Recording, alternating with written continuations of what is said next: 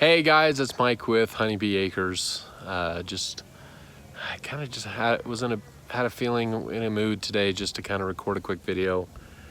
I tried to do a live, but our connection is so bad here sometimes. Our internet connection. I wish there was some better way that I could solve our internet problem, because it is really, really tough. And I pet our cat, so now I need to sneeze. Ugh, excuse me. Anyways, just sitting here. It's Tuesday evening. Yesterday was Labor Day, and just kind of wanted to sit and express a couple thoughts that I had in my head this evening. It's the 1st of September. I think actually today is September 2nd. And just kind of thinking through some winter preparations that we need to do around the property. I'm sure many of you that are watching this are probably thinking the same thing. I seem to have the issue of time just gets away from me, and I can't believe we're going into another season and I still don't have my garden in, and I still don't have this project done and that project done.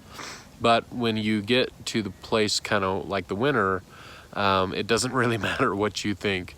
Yeah, there's just some things that need to get done. And so for us, as example, we've been here, this will be our 4th winter here, I think. And every winter's been not that big a deal, a little bit of snow, but no big deal. But if you go back to some of my previous videos, hey, what's up? Nothing. It's my daughter back there. If you go back to some of my previous videos, we had a really rough winter, and we were quite frankly not stranded. That's not the right word, but we were snowed in to our property.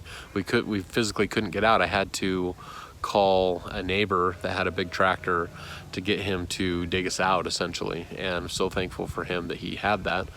We have great neighbors, and that's really good. But we were just in a situation where I was not prepared.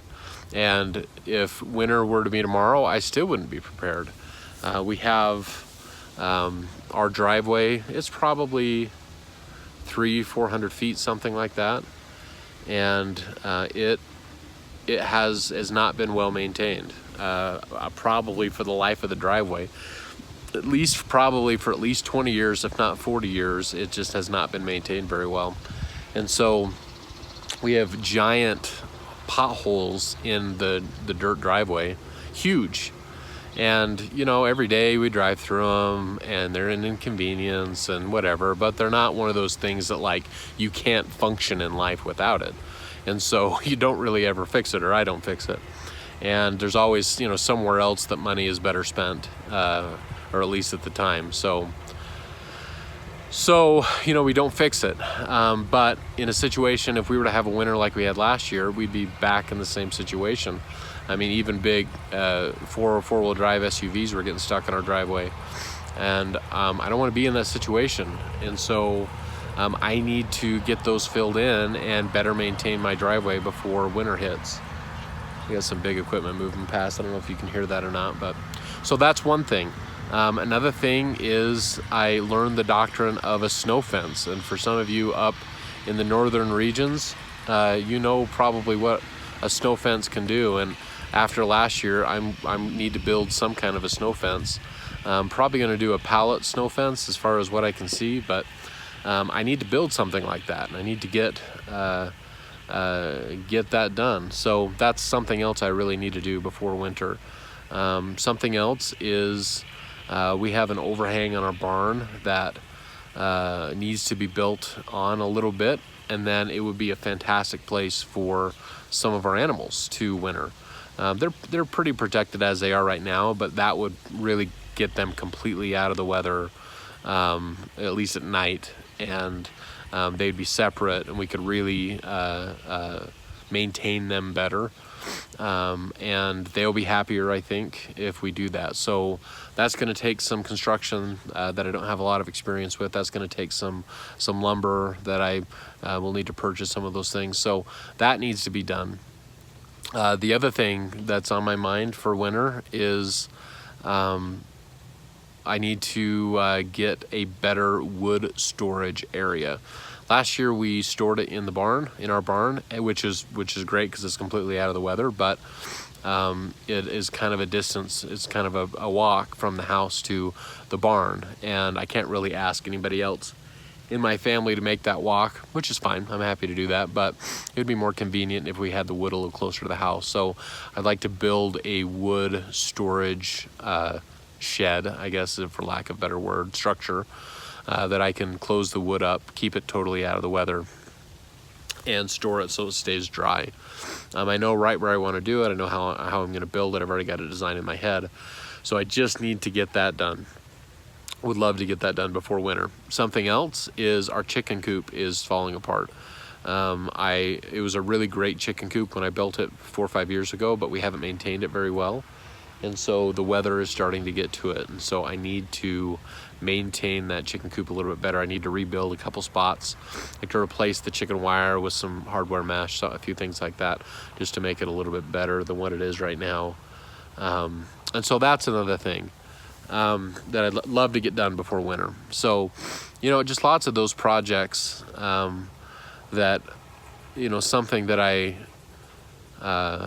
work with, or a goal that I've set with my business coach, it's kind of a life coach, business coach, is that I'm not going to create problems for future Mike. So I don't want to create a problem for winter Mike. Now we're in September Mike. I want to be able to create a situation where we can thrive now and thrive then. Matter of fact, what's his name from Demolition Ranch? I can't remember what his name is off the top of my head.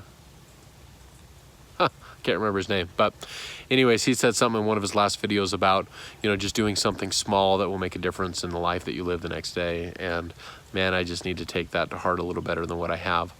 So, because, I need to be, I'm so grateful for the life that we have and the property that we have. It's really funny. I had a comment from somebody on YouTube. I did a video a year and a half ago about top reasons to move into the country and out of the city.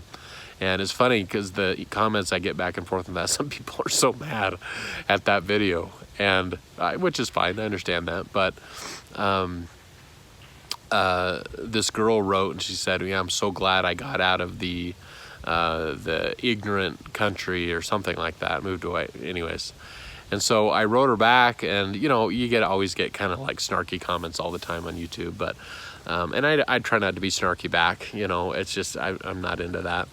But for this girl, I said, hey, I'm glad that to each their own. I'm glad you found what makes you happy. Life is too short. And she wrote me back. She's the first person that's ever wrote me back that kind of had a snarky comment with a really thoughtful reply. And Emily Green, if you're out there, high five, because I was really impressed by that she said, you know what, everybody has their own perspectives, and that's fine. And so I can't remember why I was talking about that, but we need to all be grateful for what we have and for what we've been given and the circumstances that we live, because I think most of us are richly blessed. And one of the things that my wife and I always talk about is that you don't have to look too far down your street or down your road in wherever you live to find somebody's situation that is just way worse than yours. You don't have to look too far, and I think that is really true. And being grateful for what we have and understanding that for me, I believe that I have a Father in heaven that loves me and is concerned about me. As a matter of fact, I was just thinking about those verses in Matthew 6 where it talks about, consider the lilies of the field, how they grow. They don't toil, they don't spin. Our Heavenly Father knows you, and He knows your needs, and He knows your wants and your desires, and He is the provider of all things. And how incredible is that? How amazing is it to have a someone, and in my belief, a loving Heavenly Father, a loving God that that loves us and it protects us and is providing for us. And no, that providing is not always how we think it's supposed to be, or how we think that it ought to be. But he knows the plan. He knows what we need. And I think that's pretty amazing. So anyways, don't want to get on too much of a religious soapbox, even though, you know, we all could probably use a little bit of that. Again, just want to thank you. If you've made it this far in my rambling in the video today, I want to thank you so much for being who you are, the support that you have given the channel, that you've watched this video, and you've watched some of our other videos. If this is your first time on Honeybee Acres, I just want to welcome you and appreciate you stopping by. You might want to check out some of our other videos. We do some kind of fun videos with different animals and whatnot here in southern Utah. But anyways, I hope you have a great night and a pleasant tomorrow, and we'll see you on the next video.